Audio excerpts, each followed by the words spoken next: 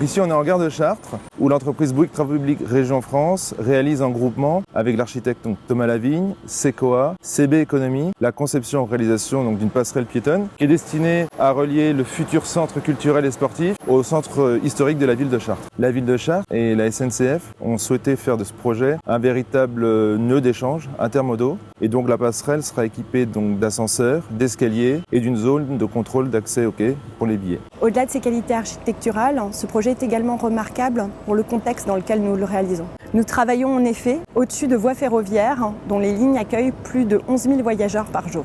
Le projet a débuté en printemps 2018 par une phase de conception et les travaux ont débuté en février 2019. Donc la passerelle compte au total 5 appuis, 2 qui sont situés hors du domaine SNCF et les 3 piles qui sont situées directement sur les quais de la gare. L'emprise du chantier a été réduite à son minimum.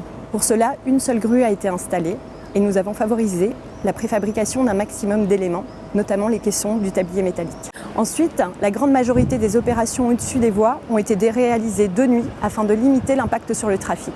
Aujourd'hui, on franchit une étape décisive du projet puisque nous avons posé cette nuit la passerelle et que d'ici quelques heures, c'est l'estacade qui va être posée. Donc on va ensuite enchaîner par la pose des cages d'ascenseurs vitrés et des escaliers et ensuite va venir la pose de la couverture vitrée et des garde-corps vitrés par notre sous-traitant MTech Build.